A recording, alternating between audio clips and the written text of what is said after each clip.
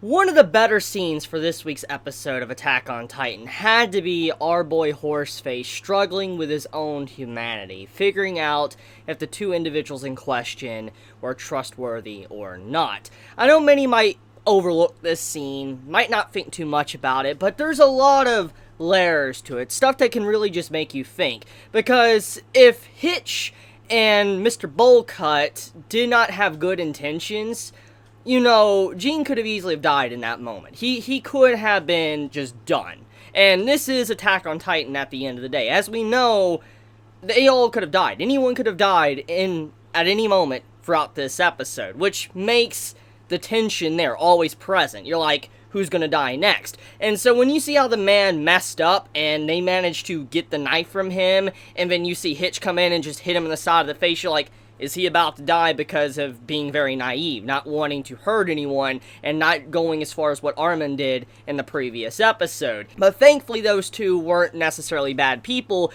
and they truly did want to work with, you know, Levi and try to better the world at the very least. Gene, as we know, he is struggling with comprehending if it's okay to kill or not. As we know from what Levi told him, they don't really know if they're on the good or bad side at this moment. I mean, they will not justify their actions. For instance, killing people and all that, what we've seen already. And he's like, I don't know if what we're doing is right or not, but we are trying to save each other and survive. And in this case, Gene's, conflicted. He doesn't know what he should do. And so in that moment when he's taking them out into the woods, you might assume, like, is he going to try to kill them? And when he pulls out the knife and all that, you're like, oh crap, is he actually going to go that far? And then everything went south, and like I said, he easily could have died in that moment, but it showcases that Gene at this moment, he doesn't probably have it completely in him to kill someone, or he hasn't worked up the courage to be able to do that, because once he does, there's no going back. He'll forever be a changed man, and we already could see how Ackermann is starting to change the individual after what he's already done. I mean, you can see he's embracing the dark side in this episode with him just like, don't make a sound, okay? He's like, hand the weapons over. It's kind of crazy thinking a character like Ackermann, that's always been this very passive individual, someone that's submissive, is just taking, the charge, or someone that's able to do these, like, schemes or darker parts of the series like it's nothing, and it just really shows how much character development Ackermann has been getting in these previous seasons, and how important he definitely will be in the upcoming events of Attack on Titan Season 3 and later on down the road as well. Let's talk about one of the big parts of this episode, and that was setting up the revolution. You're setting up for the public to revolt against the royalty and allowing everybody to join the Survey Corps and help them out.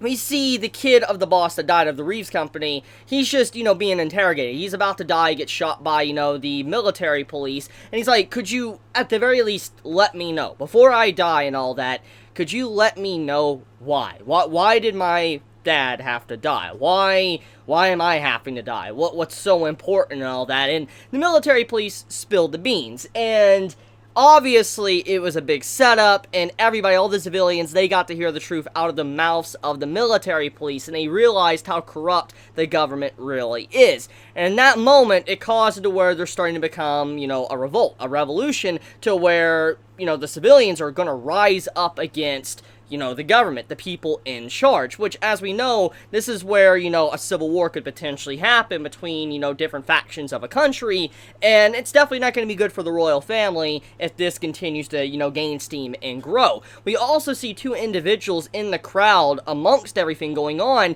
that we know are news reporters. We even see in this episode that one of the newbies that was a news reporter, he's like, oh, so what's your, opinion on the military police and all that?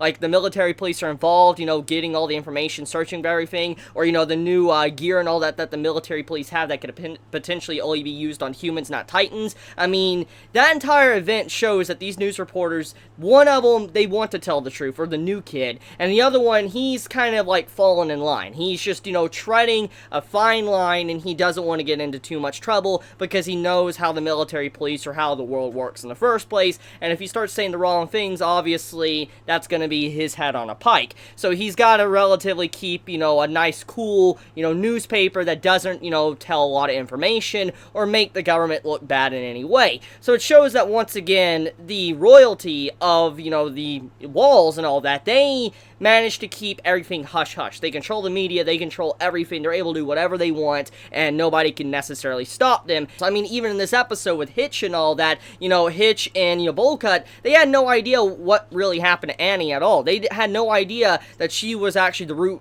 cause, the Titan that destroyed the town. They had no idea, thanks to all the cover-ups that have to be made time and time again throughout Attack on Titan. So it just shows, once again, that there's just not any truths being, told to the public. Everybody's being kept in the dark, and it's not a good way to operate like this in the first place, and Levi's just really sick of it, and he just wants to, reveal the truth to everyone for they understand what is going on. But okay, so let's talk about Erwin for a second. So Erwin in this episode, he had to get interrogated, obviously, and after his interrogation, he got roughed up a bit. You can even see, the black eye and all that he got. But I like in the moment when he's, chained up and all that, one of his, friends come up to him. He's like, hey, how's your wife doing? How's your kids doing? And just the way Erwin talks like that, it's kind of like he's saying, I still have the upper hand. I still have the advantage here, regardless. And it just is scary. It just shows what type of person Erwin is, that he, even if he's chained up, locked up, can't really do much from what it appears to be, he still is very intimidating, where you're like, holy crap, is this man, really telling the truth? Can he basically get out anytime he wants and all that? Does he really have another plan that we're unaware of? It's a really nice vibe to Erwin's character, and I like how he was just basically intimidating his friends, like, how's your, kids, how's your wife and all that. Just, it's really messed up. I like Erwin's character, and I like how he's always boss, and the way he presents himself, I don't know, I've always loved him as a character, and I just love how the anime presents him compared to the manga. I always thought it was a lot better, and this is one of the other reasons why I wanted to be an anime only for Attack on Titan, is just because of character interactions like that. So, there's a quick little scene in this episode that hints at a relationship between Mikasa, Kenny, and Levi. Basically saying that they're all related in some way. And that is a very interesting scene, because you're like, whoa, wait, does this mean that Kenny and Mikasa, they're blood related, and what does this mean about Levi? There's a lot of questions, but then, if you really take a moment to think about it, like you take a step back and think about, Kenny, and, Mikasa and Levi, there's something that they all share as characters in terms of character traits. They are ruthless. They can get the job done. They can easily not bat an eye and just, get rid of people like it's nothing. I mean, we've seen this from Levi, we've seen this from Mikasa at an early age, Kenny, we've already seen it with the first episode. So, I mean, when you look at it, the Ackermann family, there's definitely something going on there, just like, whoa, there is a lot of similarities that have been in our face the entire time, even the way they look in the first place, too. So, just like, it's pretty interesting. I like the way that reveal was done. It's very subtle, but really nicely handled, in my opinion. I love how Mikasa in the back, when she hears the name mentioned, she's just all shocked. She's like, you just see her face in utter shock, but she doesn't say anything. There's no words, nothing, but you can just see the shocked face on her, and I love that. I love scenes like that, because, I think art and animation can go a long ways compared to just voice acting. I mean, don't get me wrong, I love voice acting. Voice acting can really just, bring up a scene and make it 1,000 times better. Music can as well, but I do appreciate the subtle stuff that some shows do, or manga do, to where there's, like, no voices or anything, and you just see, just the expression of a character, and you can understand what they're thinking, or how scared, happy, or whatever, how they feel, just from their look alone. And that's how you can get from Mikasa, that she obviously was in just utter shock that apparently she might actually truly have a family that is blood related to her somewhere, even Kenny himself, that she is up against. So just awesome stuff. Hanji, gotta love her. She is honestly one of my favorite characters. I've said this time and time again. She's just an amazing character, and because of the recent events with her now having to lead the survey corps, she's taking, command after Erwin,